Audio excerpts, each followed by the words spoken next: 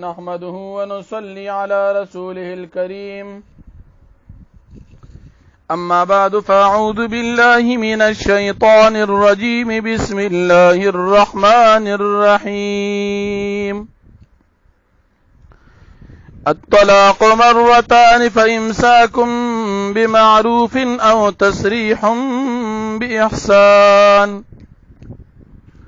ولا يحل لكم أن تأخذوا مما آتيتموهن شيئا إلا أن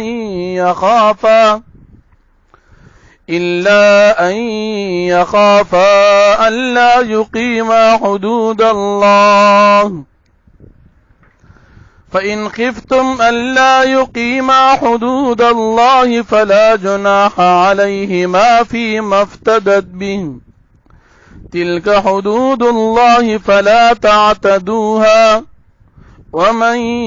يتعد حدود الله فأولئك هم الظالمون صدق الله العظيم. سورة بقرہ 201 نمبر آیت دی. د دې رکوع د مخکې رکوع سره ربط او مناسبت دا دی چې په مخکې رکوع کې دا مسله ذکر شوه چې زنانه ته خاوند طلاق ورکي دا به عدت څومره تیری. په دې آیاتونو کې د هغه طلاق ذکر دی چې د کوم نه بعد عدت تیریږي، یعنی مخکې د عدت ذکر او په دې آیاتونو په دې رکوع کې د طلاق ذکر دی چې د هغې خپل منځ کې ربط او مناسبت ښکاره دی. الله پاک فرمایي که یو سړی خپلې ښځې له دوه پیرې طلاق ورکړ، یو پیره یو بیا دوه پیرې مرتان دوه پیرې، یو طلاق رجعي دویم طلاق رجعي، په دې دوه صورت دواړو طلاقونو بعد د خاوند ته اجازت دی که دا ښځه ځان سره ساتي رجوع دي ورته وکړي او که پرېږدي نو په ښې طریقې سره دې پرېږدي.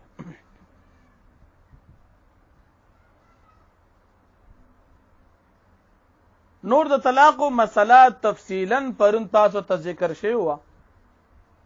اوس دلته د دې نه بعد مسله د خلع ذکر کیږي. خلع دې ته وایي چې د ښځې خاوند خپل منځ کې جوړ نه راځي،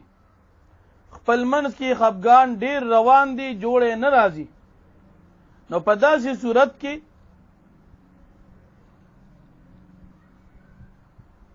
دا ښځه د خپل خاوند ته وایي چې ما سره خلع وکړه. خلع دا چې دا ښځه خپل مهر د خاوند ته ورکړي او خاوند نه دا جدا شي، نو په خلع سره به طلاق باین واقع شي، او کنه په الفاظو سره طلاق هم ورکړل نو بیا به طلاق رجعي که یو یا دوه ورکړي او کنه درې ورکړي نو بیا به طلاق مغلظ وي. بیا د خلع په باره کې اگر چې په فقه کې تفصیل به تاسو ته ان شاء الله آرام شي. د خلع په باره کې مسله دا ده که نافرمانی په خلع کې د خاوند طرف نه زیاتی وي او ښځه خلع کول غواړي نو په داسې صورت کې د خاوند دپاره مال اخیستل صحیح نه دي، او که نه ښځه ناشزه او نافرمانه وي د خاوند مخالفه وي جوړ د ښځې طرف نه راځي نو په داسې صورت کې که د خاوند د ښځې نه دا مهر واخلي او خلع ورسره وکړي نو دا بیا صحیح ده.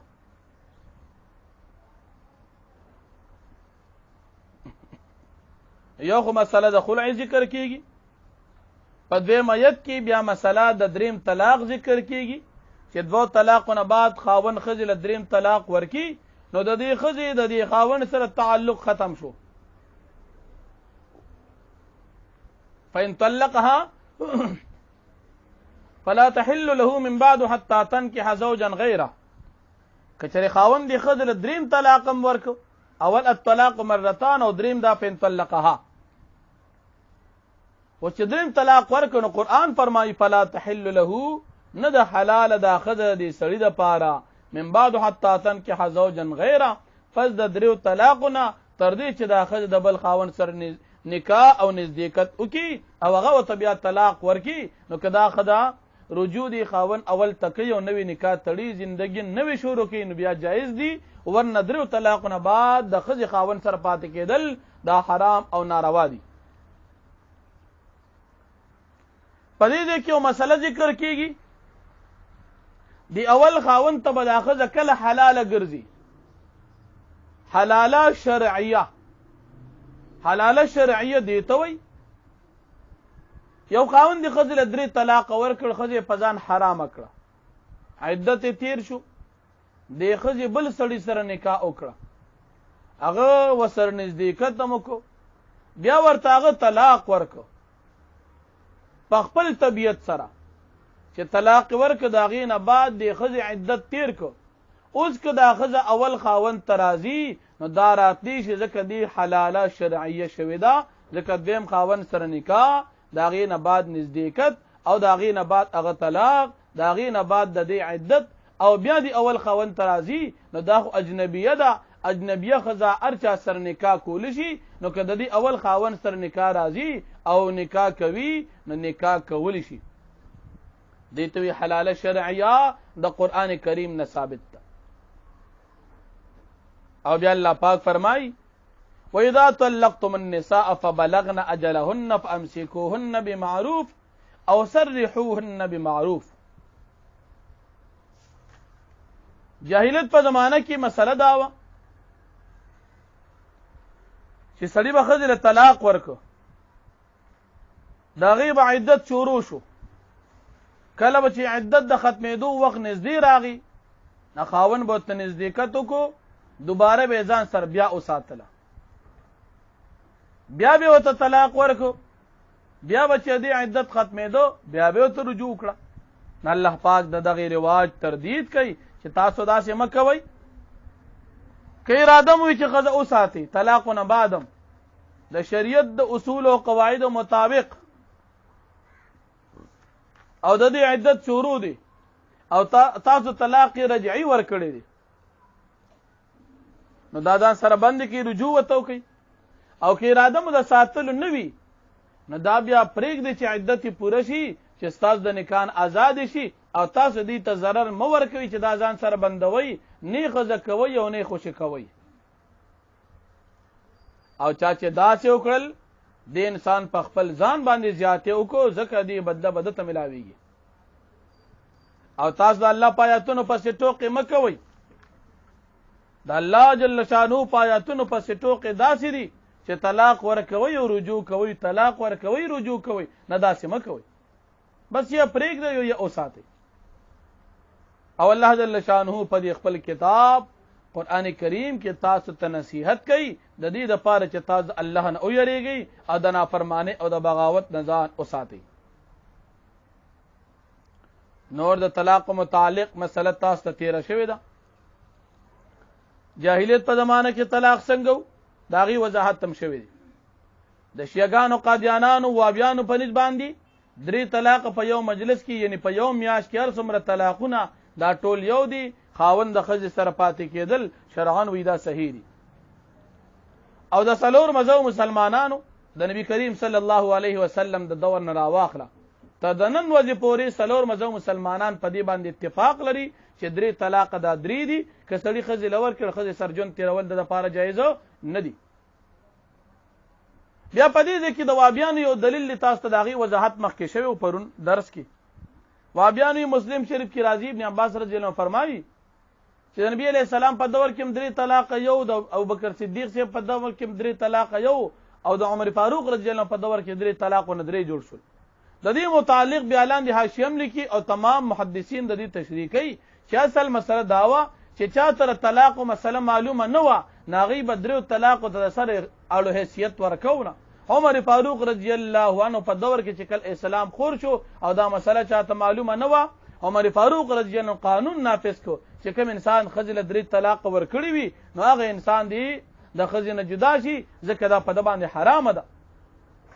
لکه مثال متعه چې وه نو دا د غزوې خیبر په موقع باندې حرامه ګرځېدلې وه، لیکن بعضې خلکو ته معلومه نه وه قانون د عمر فاروق رضی الله عنه په دور کې نافذ شو چې کوم انسان متعه وکړه نو دې انسان ته به د زنا مطابق سزا ملاويږي. نو ګور د متعه حرمت هم د نبی عليه السلام دور کې راغلي دي. ابو بکر صدیق سے په دور کې متعه حرامه لیکن قانونا نافذ کېدل او قانون جوړېدل دا د عمر فاروق رضی الله عنه په دور کې دي. هم دغه شان د درې طلاق مثلا ده نبی عليه السلام په دور کې درې طلاق درې احادیث د بخاری شریف تاسو پرون ویل دي. نور غن کتابونو تقریبا 14 احادیث تاسو ویل دي صریح په دې مسله باندې چې د نبی عليه السلام په دور کې درې طلاق دریو باقاعده نبی عليه السلام درې طلاق درې ولا نافذ کړی دي او د سړی نه خزه په دې جدا کړی ده. بیا د ابوبکر صدیق سے په دور کې درې طلاق درو مسله تاسو ته پرون تیر شوې ده. د حضرت عمر فاروق رضی الله عنه په دور کې درې طلاق درو تر دې چې تمام دور د صحابه کرامو تابعینو تبع تابعینو تر د 600 هجری پورې درې طلاق درو. بیا ابن تیمیه سے پیدا شو په 661 هجری کې او هغه وفات په 728. نو په دې شپږم اومه هجری کې درې طلاق ته یو ویل د ابن تیمیه سے خپل تفرد او یو ذاتی ریوه. بیا اومه اتمه صدینه بعد نهمه لسمه یو لسمه دولسمه په دې 400 کالو کې درې طلاق ته یو ویون کې مسلمان او عالم څوک نشته. بیا چې کله وابیان پیدا شول په 14 هجری کې نو په دغه وخت کې انګریزانو د دوی تربیت کو او درې طلاق ته دوی یو وی. اولنی غیر مقلد عبدالحق بنارسی چې هغه د درې طلاق ته یو وی. بیا چې انګریزان څومره مضبوط شول غیر مقلدین و سره شان مضبوط شول او د دې ټولو مليانو فتوا دا ورکړه چې درې طلاق دا یو دی. تر دې پورې کې یو سړی خپل خزله په یو میاش کې ارسمره طلاقونه ورکی به حسابه هغه به یو حسابيږي تر دې چې د دې سړي د پاره د خزه هیڅ قسم حراميږي نه اگر چې فلکونه طلاقونه ولا په یو میاش کې ورکی وي دا به یو وي. بیا د دې متعلق منګو تاسو پرون ویلو چې دا مسله صرف د غیر مقلدین او شیعاګانو د قادیانانو ترمنځ شریکه ده. د دین علاوه اهل سنت سلور مذهب دین خلاف دي تر دې چې حرمین فتندارا چې درې طلاق درې دي خو په دې کې دي حرم شریف بیان نه یادي هغه دې کې دي حرم یادي کوم ځای کې چې د دې مسله لکه مثال تاسو ته بوي چې په حرم کې مرفل اليدين کېږي او په حرم کې امین کېږي. نو ته وته چې په حرم کې خدري طلاق درې دي دا نه منې که څنګه په حرم کې تراویح شل رکعات دا نه منې په حرم کې خود جمعې اذانونه دوی دا نه منې په حرم کې خطبه دوی دا ته نه منې. معلومیږي دا چې حرم د باندې په تور یادې حرم شریف ته سره ستا اتفاق نشته. ندامت مسله تاسو ته تفصیلا پرون ذکر شوی. الله پاک فرمایي الطلاق مرتان طلاقونه چې دي طلاق شرعیه مرتان دو پیری دي یعنی یو پیر یو طلاق وتورکو بیا سوچ او فکر وکبل طلاق ورکو فامساکم بمعروف پس لازم دی پتا سو باندې بندول د دې بیانو په خې طریقې سره یعنی د رجوع نه بعد فکر ساتي او تصریح باحسان یا خوش کول لی آزاد ولی په خیر طریقې سره کني ساتي. طلاق ورکو عدت روان دي که ساتي رجوع وتو کوي او کني ساتي رجوع وته مکوي بس پرېګ دي عدت به ختم شي نکاح به فارغ شي. ولا يحل لكم او ندي حلال تاسو سړو د پاره ان تاخذو چې تاسو واخلي مما دغه مہر آتیتموهن چې تاسو ورکړي دي خپل بیبيانو ته شيئا هیڅ الا ان يخافا مگر دا چې دا دواړه یریږي دا خدای خاون الله يقيم حدود الله چې دی بقایم نکی حدود د الله پاک نو دی خلعو کی خلع سره طلاق باین واقع شي. فإن خفتم بس که چرې تاسو یریږي الله يقيم حدود الله چې دا دواړه خدای خاون بقایم نکی حدود د الله پاک فلا جناح عليهما پس نشته ګناه په دې دواړو باندې فی مفتدت به هغه مال کې چې فدیه ورکړي دا خدای پاغه سره ځان د خاون نه خلاص کی خلعو کی تلک حدود الله دا حدود د الله پاک دي فلا تعتدوها پس تاسو زیاتې مکوئ د دې حدود نه تجاوز مکوئ. ومن يتعد حدود الله او رسول چې تجاوز کی د حدود د الله پاک نه فاولئک هم الظالمون پس دا کسان چې دوی ظالمان دي. فإن طلقها پس کچری دی سړی دی خزل دریم طلاق ورکو لکه تفسیر جلالین لیکي ای طلقها الزوج بعد الثنتين د دوه طلاقونه بعد دریم طلاق ورکی. فإن طلقها پس کچری دی خاوند دی خزل دریم طلاق ورکو فلا تحل له پس نه حلال دا خزل دی خاوند پاره من بعدو پس ددرو طلاقنا حتی تر دې پوری تنکح زوجا غیرا چې دا نکاو کیو نزدیکتو کی د بل خاون سره فین طلقها پس کچره دې دویم خاون طلاق ورکو او نکاح کړی دا نزدیکت کړی دی او طلاق و تورک عدت تیر شو فلا جناح علیهما پس نشتیز گناه په دې خزه خاون باندې یعنی په دې اول خاون او په دې خزه باندې ان یتراجعا چې دا دواړه یو بل ترجو کې یعنی نوې نکاح تړي نوې زندگی شروع کی ان ظننا کشر د دې دواړو خیال داو ان یقیما حدود الله چې دا دوی بقایم کی حدود د الله وتلک حدود الله او دا حدود د الله پاک دی یبینها الله پاک بیانې دی خپل حدود لرا لقوم د داس قوم د پاره یعلمون چې غي په خبره باندې پیږي دا حدود د الله دی درو طلاق نه بعد خزه ساتل حرام دي خو لیکن څوک چې پیږي نو وابیان نه پیږي ځکه په دې باندې عمل نه کوي واذا طلقتم النساء او هر کله چې تاسو طلاق ورکو طلاق رجعي دی خپل بیانو ته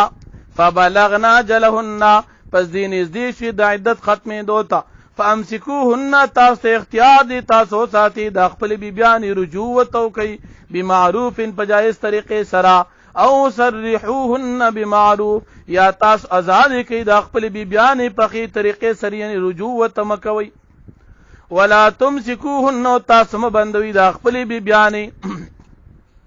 زرارن د پاره د zarar لتعتدو چې تاسو تجاوز کوي زیاتیو کوي په دې باندې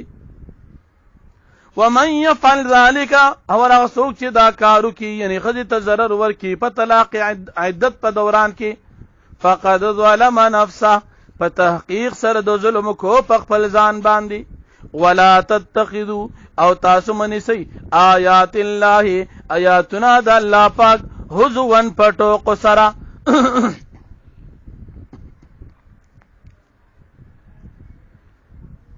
وذکروا نعمت الله او تاسو یاد کی نعمت د الله پاک علیکم چې کړي دی پتا سو باندې وما انزل علیکم او هغه نعمت د الله پاک یاد کی چې نازل کړي دی پتا سو باندې من الكتاب کتاب والحکمت او د فیدی خبره یعظکم به الله پاک واس کی تاسو ته پدې سرا